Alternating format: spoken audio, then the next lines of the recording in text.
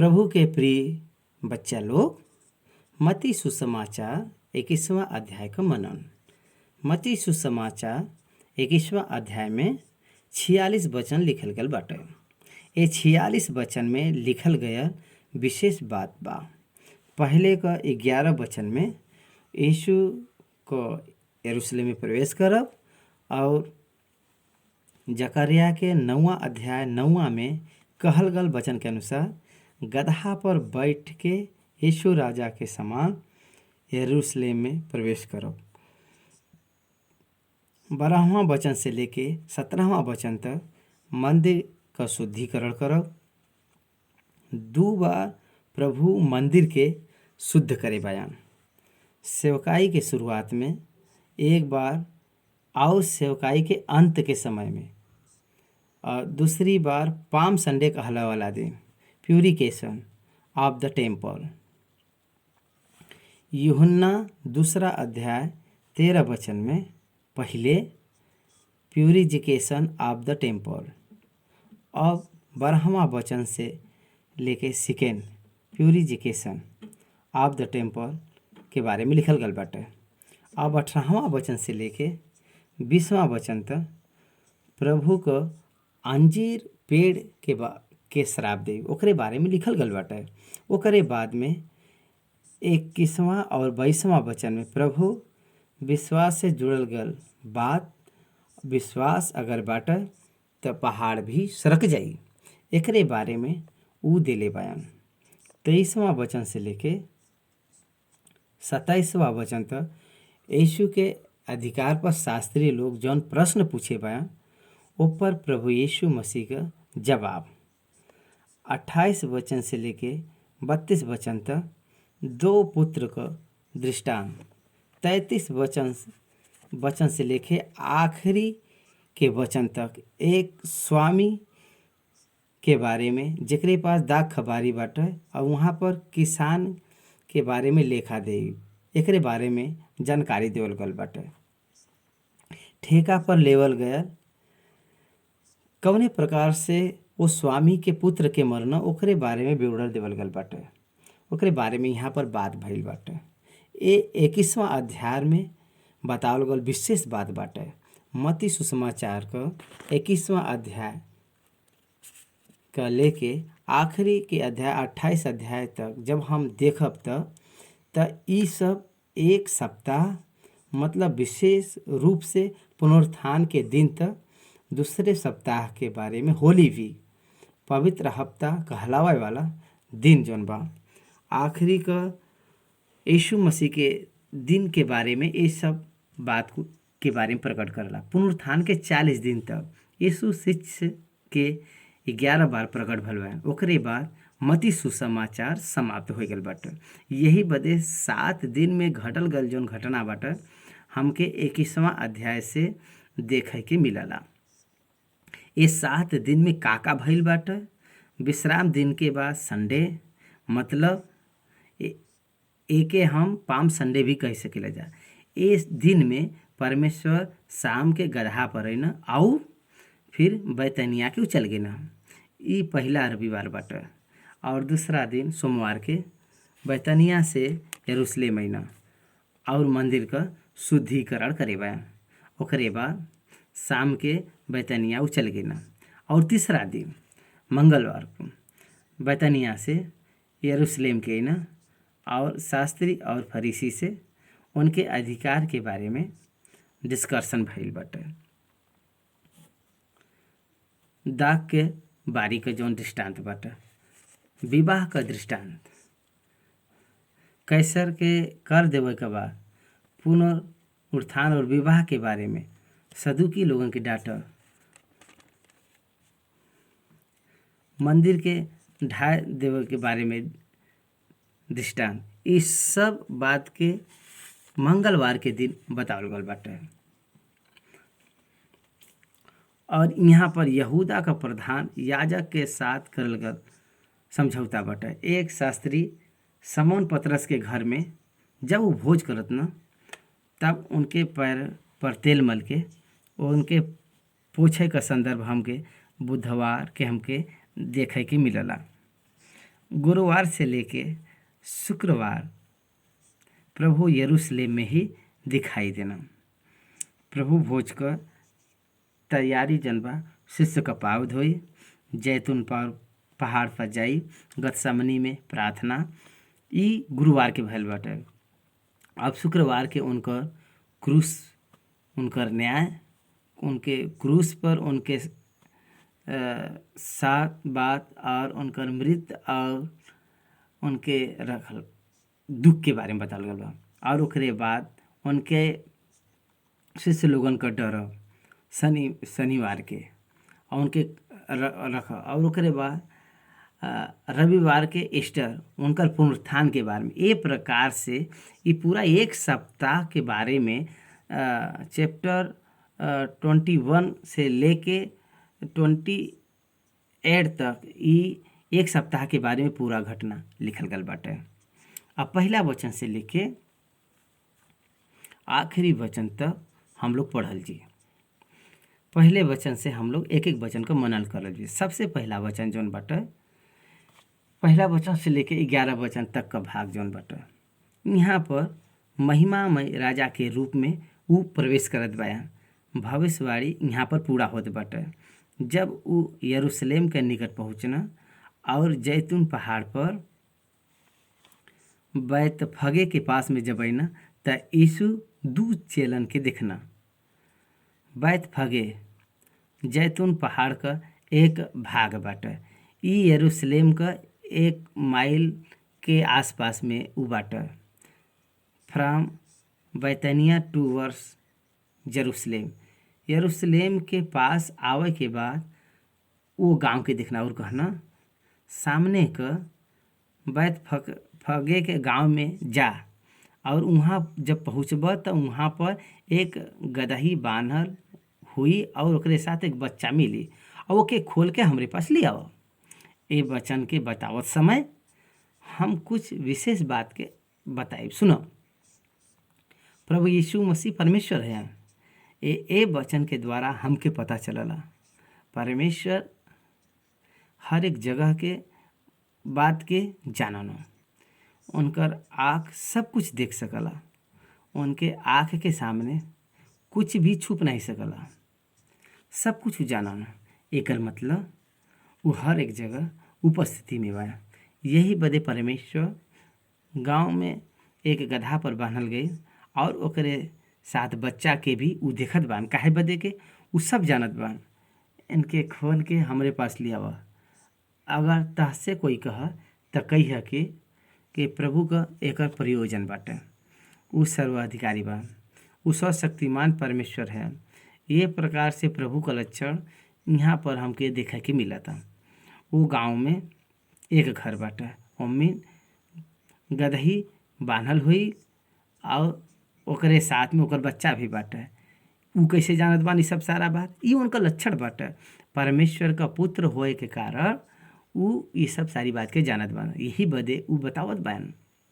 वहाँ पहुँचना लोग तो एक गधा बांधल और ओकरे साथ एक बच्चा तहके मिली। तहके का दिखाई दी? प्रभु उनके पहले बताई देले बान। उनके खोल के हमरे पास ले है। अगर कोई तहरे में से कुछ कहे तो तू कहिया के प्रभु का एकर प्रयोजन बाटे। तब उ तुरंत उन तहके भेज दी है। नो परचेसिंग हियर। यहाँ पर कुछ खरीदत नहीं बयान। यहाँ पर शिष्य लोग खोल के लेके आवत बा। सारा दुनिया उन्हीं का हवा। वो सर्वाधिकारी बयान। ये बदे भयल के जवन वचन भविष्यवक्ता के द्वारा कहल गल रहा उ पूरा भयल। सियोन का बेटी से कहा कि देखा तहार राजा तहरे पास आवत बयान। उ नम्र बयान और गधा पर बैठल बयान और लादू के बच्चे पर। जकरिया का पुस्तक में 9वां अध्याय 9वां वचन ये बात के हमके बचावत बाटे। ये कितना अद्भुत बात बाटे। जकरिया के पुस्तक में प्रभु यीशु मसीह के जन्म लेवे से पहले बहुत साल पहले ईसा पूर्व 525 BC में एक ग्रंथ के जकरिया लिखे बयान। ये प्रकार से ये पुस्तक में जकरिया प्रभु यीशु मसीह के प्रवेश के यरूशलेम में देखत बा। जकरिया 9वां अध्याय के 9वां पद में, हे सिय्योन बहुत ही मगन हुआ, हे यरूशलेम जय जयकार कर, काहे बदे के तहार राजा तहरे पास यहाँ और उधर्मी और उद्धार पावल बयान, उदीन बयान और गदहा पर वरन गदही के बच्चा पर उ चढ़ के यहाँ। देखत बया का तहार राजा शांति का करता है, गदहे के बच्चा के चढ़ के तहार राजा हैं। ये भविष्यवाणी के पूरा करे बदे प्रभु ऐसा कहना। प्रभु यीशु मसीह भविष्यवाणी का पुरुष है, व्यवस्था उनमें पूरा भल बा। बाइबल ग्रंथ में भविष्यवाणी में पहले का आगमन के बारे में भविष्यवाणी भल बाटे और दूसरे आगमन के बारे में और ओकरे बाद में होए वाला घटना के बारे में 80% भविष्यवाणी भल बाटे। पूरा होए वाला भविष्यवाणी बहुत अधिक बाटे। भविष्यवाणी जौन पूरा भइल बा वो बहुत कम बाटे, ओमिन से एक हवे। यीशु राजा के रूप में दिन गदहा के बच्चन के ऊपर बैठ के सियोन आवत बयान। चला चेला लोग जाए के जैसा यीशु उनसे कहे रहा ना वैसे ही कही ना, और गदही और बच्चा के लाई के उनके ऊपर अपन कपड़ा डालना और वो ऊपर बैठना। और उससे पहले वो गदहा पर कोई नहीं बैठा रहा, वो यरूशलेम के तरफ जात बया। गदहा के बच्चा के ऊपर बैठ के वो यरूशलेम जात बया। यरूशलेम में वो गदहा के लिए आवत बा। ओकरे अलावा गदहा यहाँ समझ वो गदही का बच्चा बाटे। यीशु 6 फीट लंबा बयान था तो वो गदहा 1.5 या 2 फुट लंबा बाटे। ओकरे ऊपर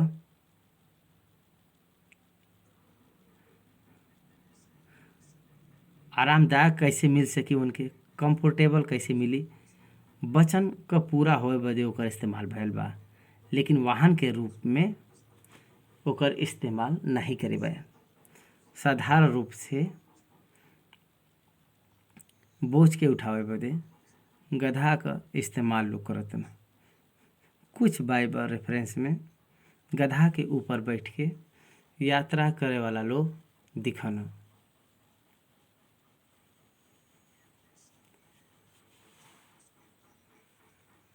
अभी भी जब हम तहके एकरे बारे में बताई तब तू जनबा एकरे बारे में।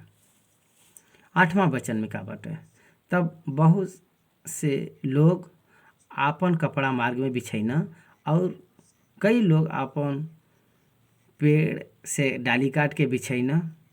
जौन भीड़ आगे आगे जात रही और पीछा पीछे चले जात रही, उ सब चिल्लाई चिल्लाई के कहत रहना, दाऊद का संतान का होसन्ना, धन्य बाऊ जे प्रभु के नाम से आवला, आकाश में होसन्ना। इहो वचन का पूरा होई भी जरूरी बा। भजन संहिता 118:24 में ए प्रकार से वचन लिखल गल बाटे। एक बार पढ़ब देखब, धन ह उ जे यहोवा के नाम से आवला। ए प्रकार से उ भजन में उगावत बा। 10वां वचन, जब उ यरूशलेम में प्रवेश कैना त सारा नगर में हलचल मच गई और लोग कहे लगना, ई के हवा?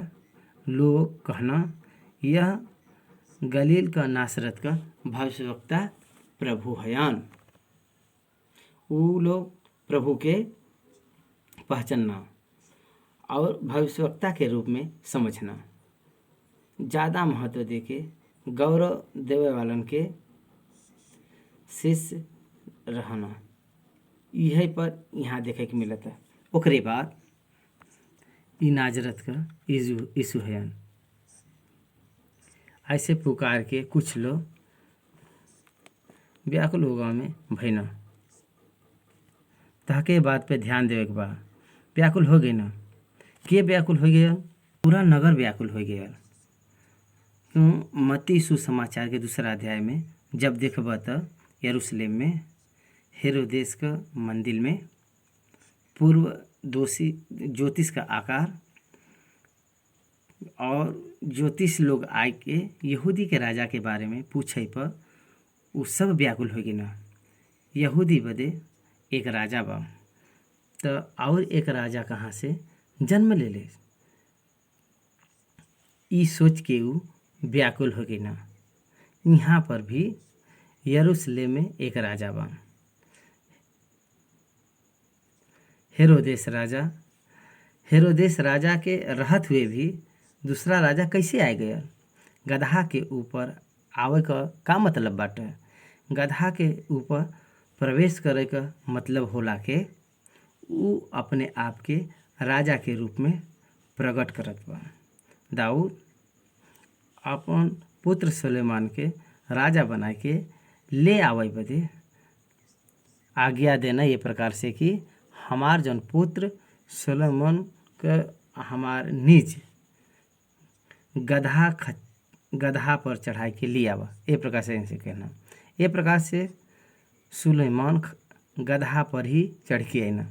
वही प्रकार से जब हम देखल जाए तो अबसलोम गधा पर आना और वो अपने आप के इंडिपेंडेंटली राजा के रूप में वो घोषित करना।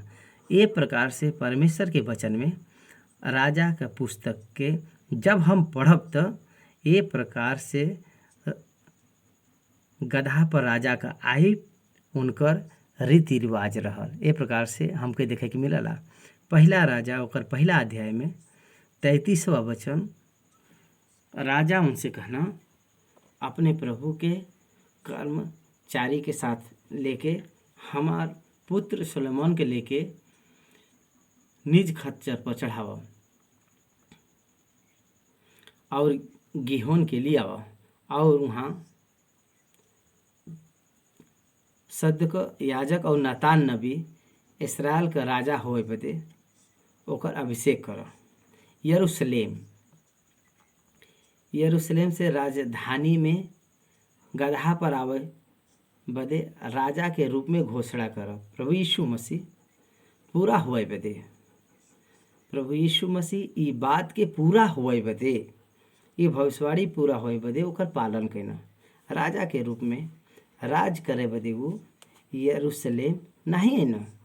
तब से लेके अब तक यहूदी लोग यीशु के राजा के रूप में आवे बदे बाट जोहत पाए। मसैया राजा के रूप में हैं ये यहूदी का सोच बाटा।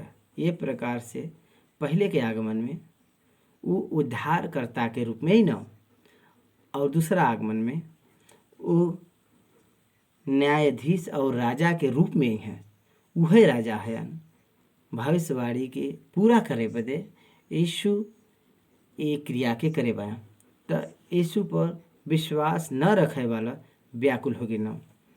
दाऊद का संतान के होसन्ना कहत है लोग स्तुति के न उनकर जय जयकार के न गीत के गई न।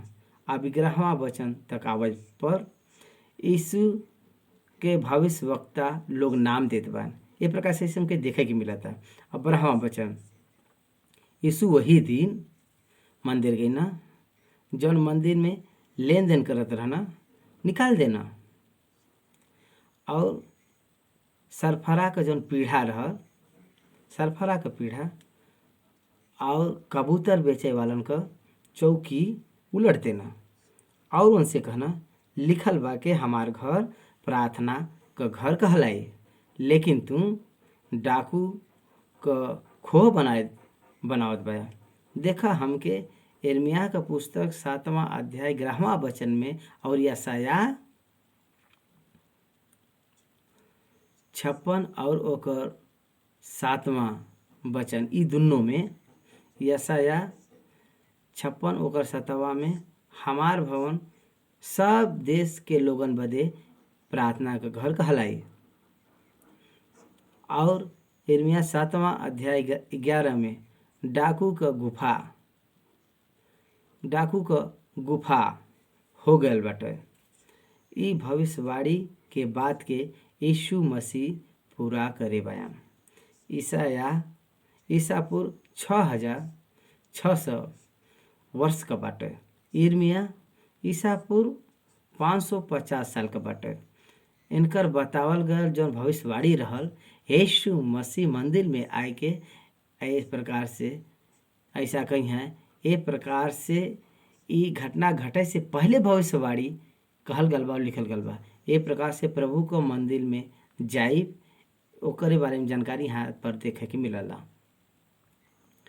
14वां वचन, तब अंधा और लंगड़ा मंदिर में उनके पास है ना और उनके चंगा करना। एक तरफ मंदिर के शुद्ध कई के परमेश्वर का मंदिर और जौन मनुष्य का देह विकलांग बाटे और बीमार रहे पर मंदिर के शुद्धिकरण के साथ मानव शरीर के भी शुद्ध कैना। ये प्रकार से अंधा और लंगड़ा जब यीशु के पास है ना तब उनका शारीरिक मंदिर का शुद्धिकरण कई के हमके दिखाई दे बा।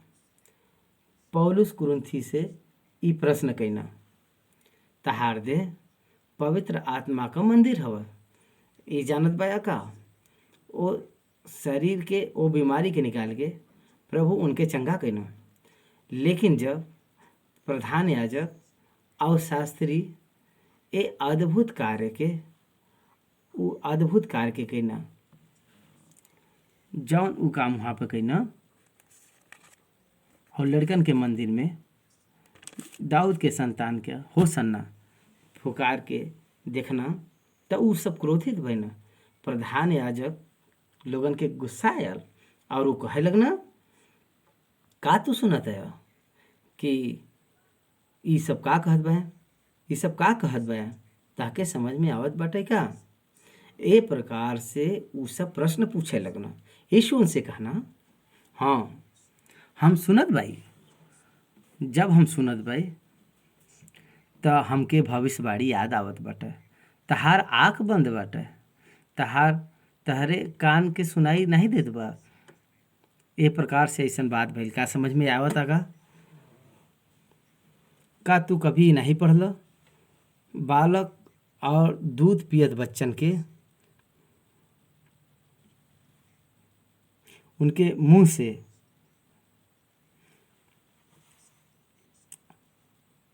पिय से तू अपार स्तुति करेला। ये बात यहाँ पर देखे के मिली। ए प्रकार से लड़का लोग यहाँ पे स्तुति करत बा, प्रधान याजक लोग स्तुति नहीं करत बा। हर समय व्यवस्था के हाथ में रख के घूमे वालन के ये वचन समझ में नहीं आया। वचन के सही तरीके से न जाने वाला विश्व के साथ उनका पीछा करत भीड़ के साथ उनके पीछा करके सही तरीके से न जाने वाला विश्वास के साथ उनकर पीछा करे वाला वचन के समझ पावत बान। आ जे नहीं कहीं समझ पावत वो नहीं समझ पावत। ए प्रकार से बाइबल के पकड़े के ही द्वारा वो न समझी, बाइबल के पकड़े के द्वारा वो न समझी, बाइबल के ग्रहण करे पर ही वो समझ सकला। वो रात शाम के मतलब इवनिंग बैतनिया को गई ना, बैतनिया गा यरूशलेम नगर, रविवार सोमवार मंगलवार बुधवार इवनिंग ये 4 दिन बैतनिया आईना। आवे के जौन समय बाटे और रिकॉर्ड यहाँ पर दिखाई देते बाटे। रात के वहाँ बिताइब और सुबह यरूशलेम में आए के उनसे बात करब और सवेरे जब वो नगर के लौटत रहना तब उनके भूख लगा। अर्ली मॉर्निंग यरूशलेम के जात पाया और प्रभु यीशु मसीह 100% मानव के रूप में बाइबल में प्रकट भल पाया। अनुग्रह और वचन देहधारी बन के मानव का रूप धारण करे। प्रभु यीशु मसीह 100% परमेश्वर का पुत्र है और 100% human being and 100% divine personality बा। वो 100% मनई का पुत्र बयान और 100% वो परमेश्वर का पुत्र बयान, परमेश्वर का स्वरूप है, वो पवित्र हैं। ये प्रकार से मानव का शरीर होए के कारण उनके भूख लगल और उ सोई गए न। ये सब हमके वचन में देखे के मिलला। तब रास्ते में जात समय अंजीर का एक पेड़ देख के उ ओकरे पास गई न और पत्ता के छोड़ के उनमें और कुछ भी नहीं रहल और उ कहना कि अब से तू एमें कभी भी फल न लगी। और अंजीर का पेड़ तुरंत सूख गया। देखा, ये देख के चेलन के अचंभा भयल। फल के न रहे पर श्राप काहे देत बा? अंजीर के पेड़ में हर एक समय में मिनिमम बियरिंग फ्रूट रहला। अंजीर का पेड़ में मिनिमम फ्रूट रहला। मैक्सिमम फ्रूट न रहे पर भी मिनिमम फ्रूट मतलब थोड़ा फ्रूट जरूर रहला। ये ओकर शोभा हो पेड़ का। कुछ नहीं कुछ फल में जरूर है, लेकिन वहाँ पर कुछो नहीं बा। अंजीर का पेड़ इसराइल के सदृश दिखाई देत बाटे। जब प्रभु यीशु मसीह है ना, तब अंजीर का पेड़ का दृष्टांत हमके इसराइल के ही स्मरण दिलावला। इसराइल में कहीं पर भी मिनिमम स्पिरिचुअलिटी डिजाइनिटी नहीं देखे के मिलेला। बहुत ही आराधना से संबंधित देखे पर भी दूसरी तरफ खाली दिखाई देला। ये प्रकार से वचन हमके दिखाई देत बा। यीशु उनके उत्तर देना, हम तोहसे सच कहत भाई, अगर तू विश्वास रख और संदेह न रख तो न केवली करब और जौन अंजीर के पेड़ से करल गल बा, लेकिन अगर तू ये पहाड़ से कहब कि उखड़ के जाए के समुंदर में गिर जा तो ये हो जाएगी। इतना जल्दी सूखे वाला अंजीर के पेड़ के देख के उ चकित हुई ना। यीशु के श्राप देवे पर उ तुरंत नष्ट हो गया। ये प्रकार से यीशु के बात पर सामर्थ्य के विश्वास के द्वारा जाने के चाहिए। यही बदे पहाड़ से कह तो उखड़ जाई। हम तहसे सच कहत भाई, और जौन कुछ तू प्रार्थना में विश्वास से मंगब वो सब तहके मिल जाए। जब हम प्रार्थना करे ले जाता तो वो फिर हमके विश्वास रखे के चाहिए। मत्ती सुसमाचार 7वां अध्याय 7वां वचन सत्य हवा। सब बात पर हम विश्वास करे भाई। मांग तो तहके देवल जाई, ये बात पर हम विश्वास कैली। विश्वास करे के द्वारा परमेश्वर हमरे विश्वास के ऊंचा उठाए के उपहार के रूप में हमार हर आवश्यकता के उ पूरा कैना। अगर तू विश्वास करब तो तोहरे बदे सब कुछ संभव बाटे। अब 23 वचन से लेके 32 वचन तक भाग में जब हम के देखे से दो विशेष भाग हमके दिखाई मिली। पहला, यीशु मसीह जब मंदिर में प्रचार करत रहना तब उनके अधिकार पर प्रश्न उठल। फिर वो अद्भुत जवाब के प्रश्न के रूप में बतैना। 23वां वचन, वो मंदिर में जाए के उपदेश करत रहना कि महायाजक और लोगन का पुरनिया उनके पास आए के पूछना, तू ये काम केकरे अधिकार से करला और ये अधिकार तहके के दिले बा? प्रभु यीशु मसीह आराधनालय में प्रचार करत बा। साधारण रूप से प्रचार प्रधान याजक लोग करन, लेकिन यीशु मसीह यहूदी के गोत्र का बयान, लेकिन फिर भी उ उपदेश करत बा। तहके ये अधिकार के दिले बाटे? केकरे अधिकार से तू करत बा? ये प्रकार से ऐसा प्रश्न पूछत बा। यीशु के रोकना वहाँ पर। यीशु वहाँ पर उत्तर दिले बा कि हम तोहसे एक बात पूछल चाहत भाई, अगर तू उ बात के बतैबा तो हम भी तोहके बताई कि ई काम हम कौने अधिकार से करीला। यूहन्ना का बपतिस्मा कहाँ से रहल? स्वर्ग के तरफ से कि मनई के तरफ से रहल? तब वो आपस में वाद विवाद करे लगना कि अगर हम कहब कि स्वर्ग की ओर से रहल तब वो हमसे कहिए फिर तू उनकर ऊपर विश्वास काहे नहीं केला। अगर कहब कि मनई के तरफ से तब भीड़ लोगन का डर बा, काहे बदे के उ सब यूहन्ना के भविष्यवक्ता जानत रहना। यूहन्ना का बपतिस्मा उन्हीं के बनावल गल रहल, परमेश्वर के तरफ से नहीं रहल, उ लोगन के ओर से नहीं आया। ऐसा डिक्लेयर करे से तब तक उ हजार लोग यूहन्ना के हाथ से बपतिस्मा ले चुके रहना और उ सब लोग आय के मारल गिना। यही बदे उ लिटिगेशन के साथ वो जवाब देना का कहना देखे से। तब वो यीशु के उत्तर देना कि हम नहीं जानिला, हम नहीं जानिला। जवाब उनके पता बा, लेकिन ओकर उत्तर का देत बा इहो उ सब जानत बा। उ सब कहत बा कि हमके मालूम नहीं बा। एकर जानकारी 25वां वचन हम पढ़ब। देख, यूहन्ना का बपतिस्मा कहाँ से रहल? स्वर्ग की ओर से कि मनई की ओर से?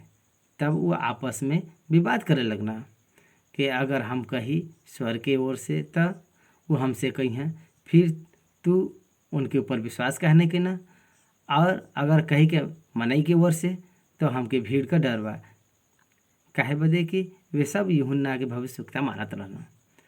तब वो यीशु को उत्तर देना कि हम नहीं जाने लजा। उहो उनसे कहना कि हम भी तहके न बताई कि ई काम कौने अधिकार से हम करीला। तू का समझत बा? हम हूँ न बताई, जानत हुए भी तू हमके नहीं बतैला। यही बदे वो कहना हम भी तहके न बताई।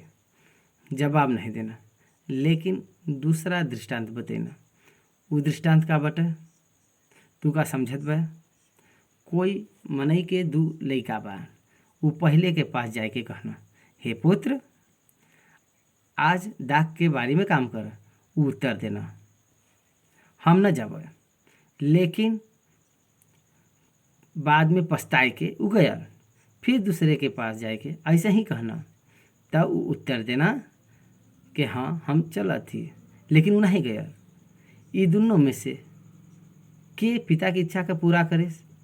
वो कहना पहला। काहे? मुँह से न जाए कहे वाला क्रिया जाए के वो दिखाएस, क्रिया करेस। ये प्रकार से मुँह के बात से पसंद न वाली बात से कही के भी जाए के जौन पसंद बाटे वो कार्य करके वो दिखाएस। दूसरा वाला जाऊँ जाबे कहेस, मन के भावे वाली बात क्यों करेस, लेकिन वो काम करे नहीं गया। पसंद न आवे वाला कार्य क्यों करे बाटे, लेकिन पिता के पसंद बाटे देखे से पसंद आवे वाला कार्य के करे वाला ही पिता के पसंद बाटे। न जाब कही के जावे वाला ही प्रभु के पसंद बाटे। जाऊँ जाबे कही के न जाए वाला लोग पसंद नहीं। लेकिन अब तो ही बतावा कि पहले वाला कहा यीशु उनसे कहना कि हम तहसे सच कहत बाई के महसूल लेने वाला और वेश्या तहसे पहले परमेश्वर के राज्य में प्रवेश करना। न जाबे कह के जाए वाला कह के महसूल लेवे वाला और वेश्या के साथ में, एकर मतलब ई न जई है ऐसा प्रकट भइल बा। महसूल लेवे वाला और वेश्या निश्चय स्वर्ग न जई हैं, ये डिक्लेरेशन है। लेकिन वो मन के फेरे के कारण जीवन के बदले के द्वारा उ सब परमेश्वर के पसंद आवाला कार्य के द्वारा उ सब गई ना।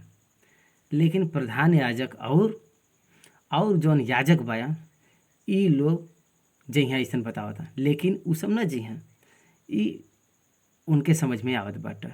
प्रधान याजक छोटा नहीं होना, उ जाना ना यूहन्ना धर्म के मार्ग से तहरे पास है ना, और तू उनका प्रतीति नहीं केला। और महसूल लेवे वाला और वेश्या उनका प्रतीति के ना, और तू ए देख के पीछे नहीं पैसला काहे के उनका प्रतीति कर लेला। यूहन्ना के देखे के पश्चाताप के ना, पाप हवे ऐसा अंगीकार के ना, लेकिन तहरे में यूहन्ना के अंगीकार नहीं केला, यूहन्ना के प्रचार के अंगीकार नहीं केला, अपने आप के पवित्र नहीं केला और पश्चाताप भी नहीं केला, तो अपने पाप में बाया। यही बदे पहले वाला न जाबे कह के गया, वेश्या व्यभिचारी महसूल लेवे वाला और पापी मन के फिराए के उ सब उद्धार के पाए के उ सब स्वर्ग में जइहा। यह परमेश्वर के भैया है, यह मन के फिरावे वाला ही परमेश्वर के भावन हो। ए प्रकार से ऐसा यीशु मसीह बतावत बा, पाप रहित हवा ये ऐसा अपने आप के प्रकट करे वाला ही आग के कुंड में जइहा। वह प्रभु चेतावनी के रूप में वो बतावत बा, पश्चाताप करे वाला ही स्वर्ग में जइहा, पश्चाताप न करे वाला स्वर्ग में न जइहा। ये हमके 32वां वचन तक बतावत बाटे। अब 33 वचन से लेके 46 वचन तक का जौन भाग बाटे, एक और यहाँ पर दृष्टांत बा सुनो। एक गृहस्थ स्वामी बा, वो दाग का बारी लगेना और ओकरे चारों तरफ बाड़ा बदना और उमिन रस का कुंड खोदना और गुम्मट बनाइना और किसानन के ओकर ठीका दे के ऊ परदेश चल गेना। जब फल का समय निकट आया तो वो अपने दास के ओकर फल लेवे बदे किसान के पास में भेजना, पर किसान उनके दास को पकड़ के किसी को पीटना और कोई के मार डालना और कोई के पत्थरवाह करना। फिर वो और दास के भेजना जो पहले से अधिक और उनके साथ भी वैसे ही कहना। अंत के समय में वो अपने पुत्र के उनके पास ही कह के भेजना कि वो हमार पुत्र का आदर करी हैं।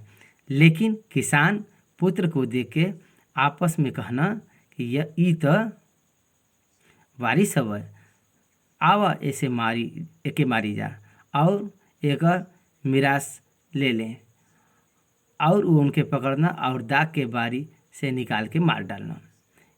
यही बदे जब दाग का बारी का स्वामी आई हैं तो उन किसान के साथ क्या करी हैं, वो उनसे कहना वो उन बुरे लोगों का बुरी रीति से नाश करी हैं और दाग के बारी का ठेका और किसानन के दी हैं जौन समय पर उसे फल देवल करी हैं। यीशु उनके देख के इसे एक प्रकार से कहना। अब तक हम 33 वचन से लेके 41 वचन तक पढ़े हुए। एमिन का बतावल गल बा, दाग के बारी एक स्वामी के पास बाटे, ऊ ओके ठेका पर देले बा, ओके बढ़ावे वाला वो खेत में कुछ भाग के ले बा और बचा गया लोग गृह स्वामी के देत बा। वही प्रकार से अनाज भी वैसी करत बा। लेन देन अनाज के बारे में भी बीज से लेके ऊ किसाने बोना और आवे वाला फसल में जौन कुछ आवेला ऊ स्वामी के लोग देना। वैसे ही दृष्टांत के यहाँ पर बतावल गल बाटे। जब फल का समय निकट आयल त ऊ अपने दास के वहाँ पर फल देवे बदे किसान के पास भेजना, वो फसल के नहीं देना और ऊपर से ओके अपने अधिकार में कर लेना। किसान भेजल गल दास के पकड़ के किसी के पीटना और कोई के मार डालना और कोई के पत्थरवाह करना। दूसरी बार और ज़्यादा दास के भेजना, उनके साथ भी वैसे ही बर्ताव करना। ये दृष्टांत का मतलब बाटे। दाग का बारी का गृह स्वामी परमेश्वर है। दाग के बारी के ठेका में देवल गया। प्रधान याजक को भोजन के छोड़ के आराधनालय का काम के करे चाहिए। ए प्रकार से परमेश्वर के मिले वाला विधि कार बाटे। वह चोरी कई के जौन परमेश्वर के देवे के बाटे ओके न देके। ए प्रकार से ऐसा प्रधान याजक के पास जब भविष्यवक्ता के भेजल गया, तब वो लोग उनके मार देना, पीटर और पत्थर बहा करना, और यहाँ तक कि बंदी गृह में डाल देना और अनहरिया में ओकने बंद कर देना।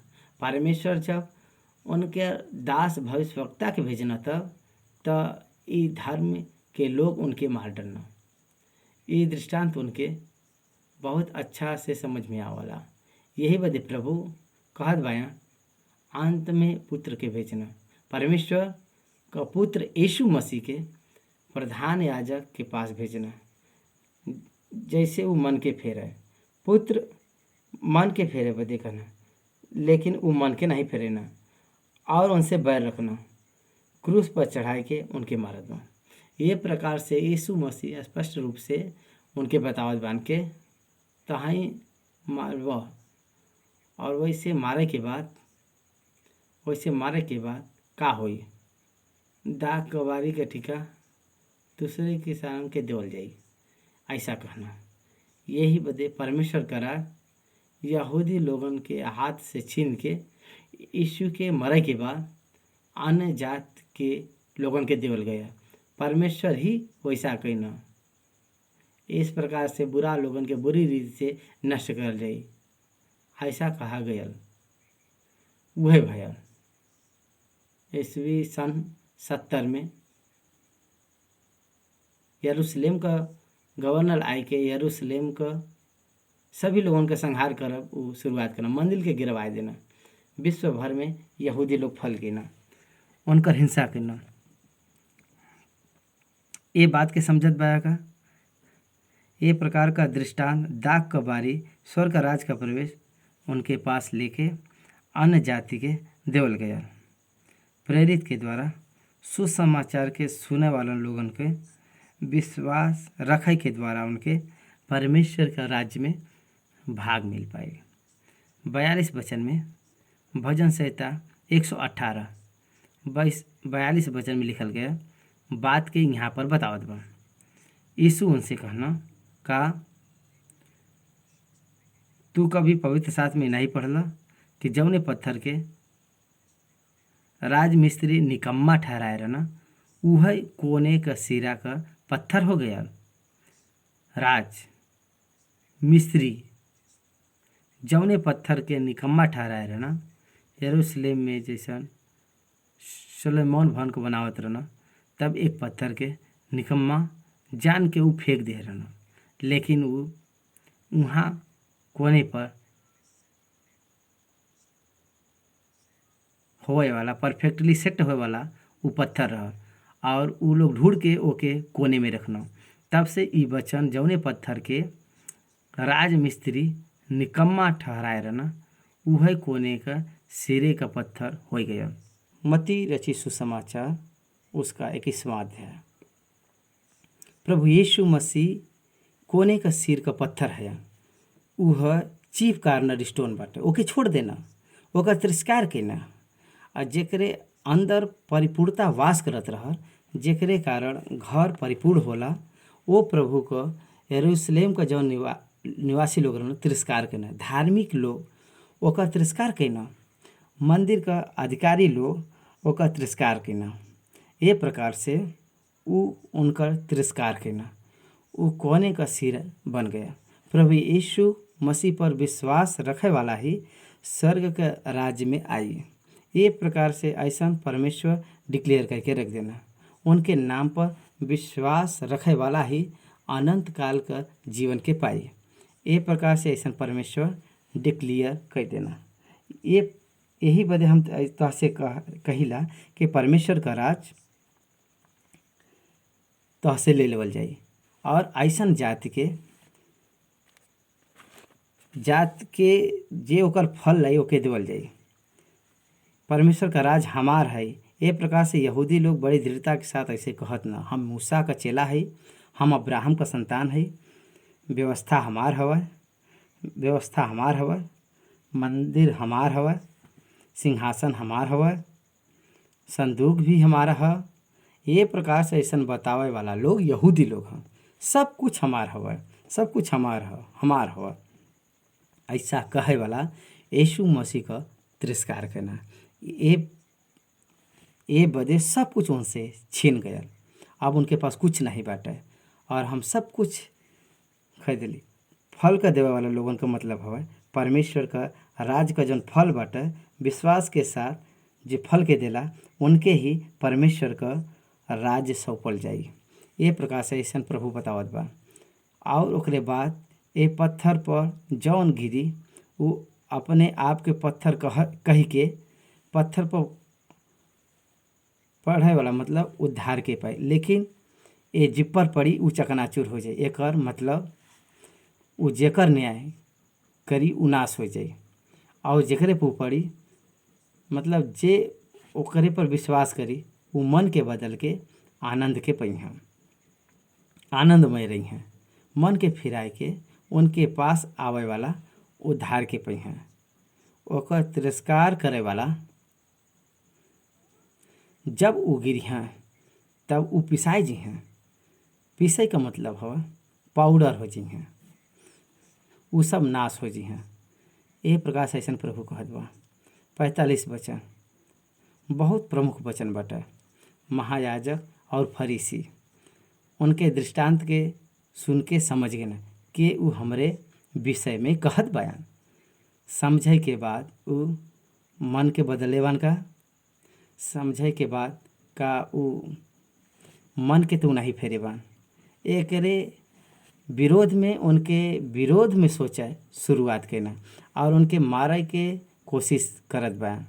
उनके पकड़ के मारल चाहत रहना लेकिन लोगन से डर गए ना काहे बदे कि लोग उनके भविष्यवक्ता जानत रहना, नहीं तो लोग उनके वही दिन मार दे देता।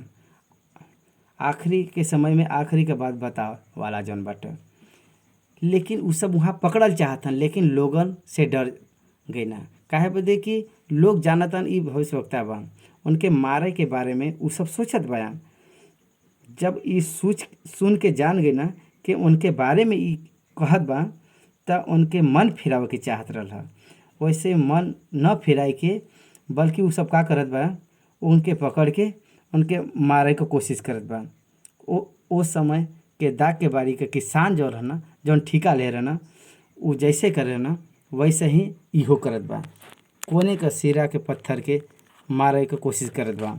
यही बदे यहूदी में से उद्धार के छीनल गया, अन्य जात के लोगन के देवल गया। ऐसन वचन हमके गवाही देत बा। ये प्रकार से हम 21वां अध्याय के यहाँ पर हम समाप्त करत बाई।